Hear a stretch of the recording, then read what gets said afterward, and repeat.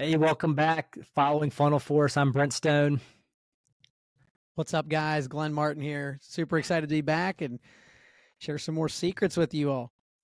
It's going to be good. We're going to be talking about time management today in episode 10, and we're really going to start getting down to why this matters. And you can waste your day really quick by not even wasting more than about 90 minutes. You can, depending upon how tight you schedule your day, if you waste 30 minutes and first thing in the morning when you're at the office, it is not good. And I'm going to give you a for instance. Because I think people learn through stories, Glenn. I don't know. Do you agree with that? Do you think people learn through stories? I mean, I love stories. I like stories. I mean, I'm the guy that if you crack a book open, you're like, I'm going to read you a story, dude. I'm gonna sit there all night and listen to that. I love stories. So, Well, here's a good story. So, I can remember a couple years back being told in a sales meeting, "Hey, don't check your emails before like 10 a.m. or 11 a.m." Something that just seemed ridiculous to me because my excuse was always, well, what if I got an important email from a client? We need to change an ad or do something like that. And I'm just like, I don't know. I need to check my email first thing in the morning.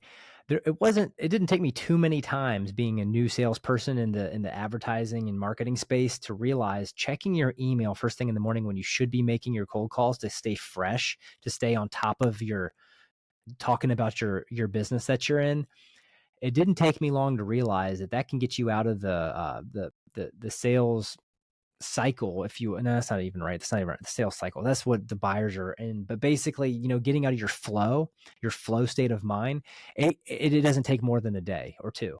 And so, and I don't care how long you've been doing it. I mean, yeah, sure. If you've been doing it for years and years, you can maybe take some liberties there. You should be able to go on vacation and enjoy it. But like at some point you have to lock in and get some habits built.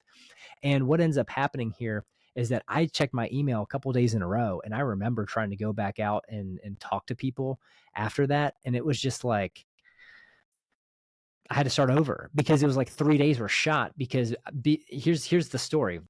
It was I get to the office around like 7:45, 8 o'clock.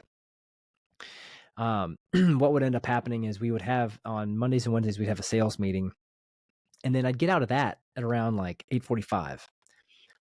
So I'm already at a disadvantage because of the time in the meetings, even though that information is typically really awesome. And those meetings were important for other reasons. But basically I'd go sit at my desk, open up, make sure there wasn't anything screaming at me. And then all of a sudden, sure enough, just about every day there was.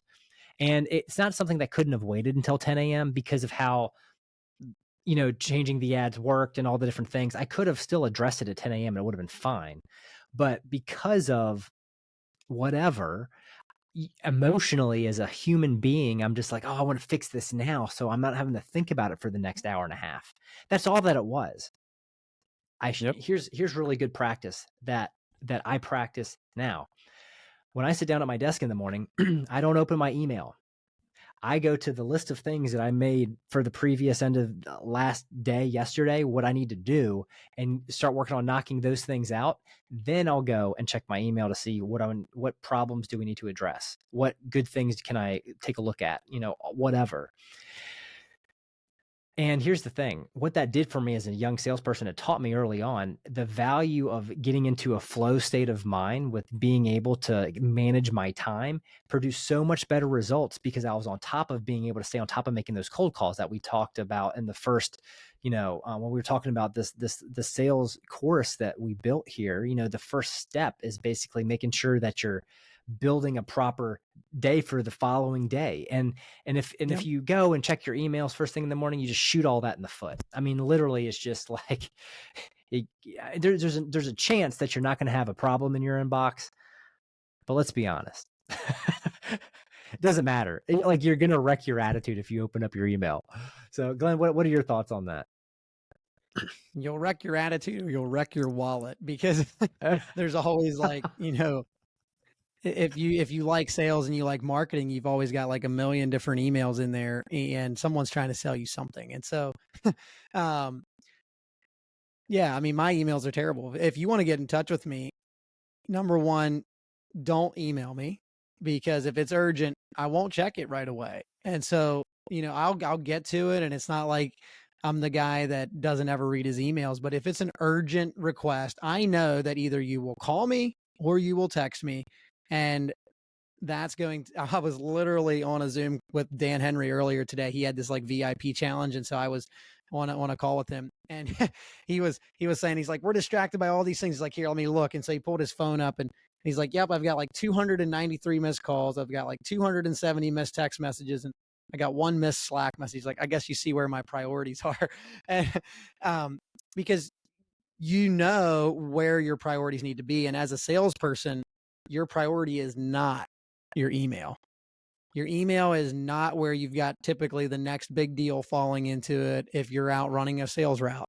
You need to be shaking hands and kissing babies. Like that's what you're going to be doing in order to make sales happen. So, Brent, why don't you give them some actual tactical ways that they can, take this episode and say, all right, if I implement this, this is a time management strategy that now I can leverage on a day-to-day basis. Why don't you give them some of those tips? So one of the first things that I'd probably say to that is that if you have the luxury of not having to start in the office first thing in the morning and you're disciplined enough to go straight to your first client or your first prospect, do that. And then chug coffee on the way there, whatever you got to do, and then wake up and get in there and shake their hand. Most salespeople that I know, they're kind of go-getters and they're probably going to the gym at 5, 6 in the morning and get, all that stuff squared away. So you're already mentally there. Go. And I recommend that, by the way, if you're not doing that, but basically go and first thing, 8 a.m., pop in the door, super enthusiastic, super respectful. Basically you're trying to just be in and be out, especially with prospects. Clients, they already know you and like you. You can be a little bit more loose there, but you still got to respect their time, because if you just drop in all the time unannounced, at some point they're gonna be like, look, we like you, but we got to get work done. Because if you're constantly coming in, that could turn into something. But here's the other thing too, and that's rare. But I'm saying, like, you still got to respect people's schedule, right? Yep. Now, for your own sake, you can get into the habit of getting your 5 to 10 calls done first thing in the morning, and then you can save 30 to 45 minutes not going into the office. Now, Mondays and Wednesdays for me, back when I worked in the advertising business, we had sales meetings in the mornings. I couldn't do that unless I had like a live remote broadcast or something like that. But even still, that's okay. You're still going to have to do sales meetings sometimes. You go and you can then start doing your sales calls right after that. And that might be a day where I'd focus on 5 instead of 10 because I lost an hour first thing in the morning, right? So and then what I would do is I would have stuff blocked in your schedule. So schedule blocking is something that I would highly recommend. And I'm holding this little gadget here. This isn't actually what I was getting ready to share it, but there's a tool. I'm hitting a pause button on time blocking. I'm going to go to this little toy. So there's a device where you can actually rotate it, and based upon what side you put it on, it records how much time you spent on a task. I don't own one of these. I think it's genius though. I just saw an ad for it not too long ago, and it was like, man, that's really cool. And then so it gives like It if was you an run a ad business, from it an gives email that he opened in the morning. no, it's probably on Instagram. So what's interesting Funny. about that is that if you track your time, you'll see that you're wasting a lot of time. Yep. For everybody. If you All of track your us. time, if you write down what you do at every minute of the day, you'll start to see how much time you're wasting. I don't care who you are. I don't care who you are. It could be me, it could be Amen. Glenn, it could be anybody. And so when you start doing this, because we've all done this, I know Glenn's done this at different times in our career path of doing the things that we've done. I've done it at different times along the way. And every time I've been surprised with how much time I waste. So what's really interesting is that if you're got enough courage to do this, you're going to be very thankful that you've done it. Now, here, back to time blocking. Okay, so now I told you my little tangent about the little device where you can rotate it and set it on the side, do your accounting task, set it to another side for email, set it to another side for checking text messages, set it to another side for sales calls, set it to another side for whatever. But it has like 12 different sides, and you can program on what you want them to be. Really fascinating. Anyway, so time blocking. So you can do this yourself. After you figure out what you need throughout your average day, you block in the morning 90 minutes for cold calling or 2 hours for cold calling. If that's going to produce most of your good results, here's the thing. if you're not cold calling every day, we already addressed why that's important in, in an earlier module. But basically what I can tell you is that it keeps your skills sharp.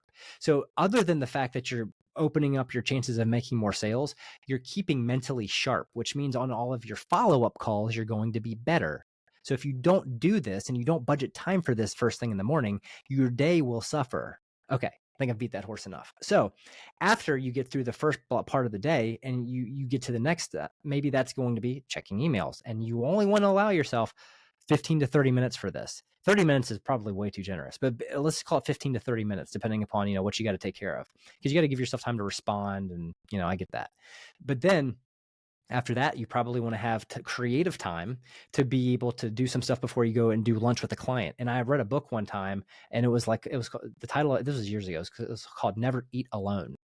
And basically it was talking about building relationships, prospecting, client relationships, stuff like that. Yep. And it was talking about constantly getting food with people, because people bond with you when you eat with them. So I would try to, at least 2-3 times a week, I would try to make sure I was getting lunch with people. But then 2 days a week, 1 day a week, whatever, I would try to have time set aside for my own private time so I could listen to some continuing education material, whatever. Then after the lunch block, then I would have some follow-up visits, trying to follow up with people. Sometimes on like a Tuesday or Thursday, I would have follow-up visits kind of built into that creative time block right before lunch. And that's why I could have some variety in my days, but I would have blocks of times in my schedule to do specific tasks. And that kept me on task. And then you can also, if you're so bold, you could program into your cell phone, into your calendar, you can program these time blocks in. So you'll get like alarms for the next thing that pops up, or you'll get an alert for the next thing that you're supposed to be doing. And I think that that's super effective. And it'll also rescue you if you get involved with a call with somebody that's a friend that's yours, that's a client, because typically when you're a good salesperson, your clients are your friends, but you get a friend that starts telling you about their sick cat, and 40 minutes later, you don't want to offend them. All of a sudden you got an alert going off on your phone. It's like, oh my gosh, man, let me tell you, I'm so sorry about your cat. But gosh, I have to take this. I'm so sorry, but you know what? I'll be back in next week, and maybe I'll bring you some catnip for your cat. And then boom, you're gone to your next thing. Like, it can be that simple. And so I think that if people are going to take this real serious and look at this the way that they should, I mean, you can really steal back a lot of time that's being stolen from you by yourself, if that analogy makes sense. Like, we're stealing it from ourselves, but it's subconscious, Right? Because we think that we're doing certain things, but time, spatial awareness, all these things, it's not real life. Like, what we think we're doing with our time and what actually is happening with our time are two different things. Sorry, I just get on my soapbox. Glenn, take us away. Well, I think kind of just wrapping this up, I mean, that was really good. Like, all these things were so good. I mean, he gave so many tips of don't eat alone, like get on the calendar with people that you can sit down with, have lunch with. You're making that productive. You're blocking out time for education. You're blocking out time for checking email and all these things. See, one of the things that I try to educate people on whenever they're trying to become more productive is this simple thing called your iPhone calendar, or you could use a Google Calendar. We all carry these devices in our pockets that people do not leverage at the capacity that they should. And I was talking to someone the other day, and he's like, could you do this on this day? And I was like, oh, let me look. Nope, I can't. Or I was like, actually, that's free on my calendar. I forget which scenario it was. And he's like, oh, you use a calendar? And I was like, my calendar runs my life. Now, you know why it does that? Because I run my calendar, so I let it run my life. It doesn't mean that my phone runs everything that I do. Here's the thing.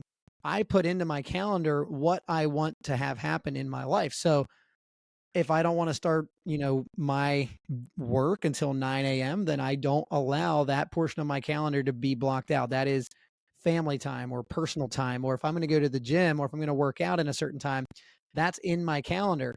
If I am going to, all these things go in my calendar, because here's what I know. If you're a business owner, if you're in sales, you're going to get to a point where your clients will literally take all of your available time plus some if you do not get, it doesn't mean they're bad people. They should be able to get with you. Right. But if you're not intentionally enough to put something in here, then you are going to be running around like a chicken with your head cut off, trying to figure out how to fit in your family and these important things to you that you forgot about. And that's why this is good. All right. So that's why most business owners, they lose their families, they don't have time, their marriages are bad, all these different things is because they have forgotten the importance of calendar blocking for the actual important things in their life. And so we're talking about time management here in regards to sales and prospecting and follow-ups, but the only way that that's effective is if you actually handle everything else outside of it. And that's why you'll hear stories from people that are just completely ineffective at sales. Come to find out, their life is just literally chaos on the back end. Had they just gotten more strategic with their calendar, and I'll get off the soapbox, we can wrap this up, but they would be able to actually deliver. And then you find people that they are not that talented. They're honestly, they don't even have that great a skill, but they are so disciplined. You could literally set your watch by it. That person will win every time. So if there's one thing that you could take away from this episode is time management is more about discipline and the freedom that it gives you in your life than anything else. And so sales ultimately comes from a form of discipline, which then translates into skill set and then sales more than it does to just running around and doing everything you possibly can at any given moment. So, Yeah, that's really good. Well, everyone, we are going to wrap things up here on time management, but we've got another great episode coming after this one where we're going to go into some more sales secrets and how to be more efficient with your sales. With that, thank you for tuning in today, Glenn. Thank you for taking the time to be here. that, We'll talk to y'all soon. thanks, guys.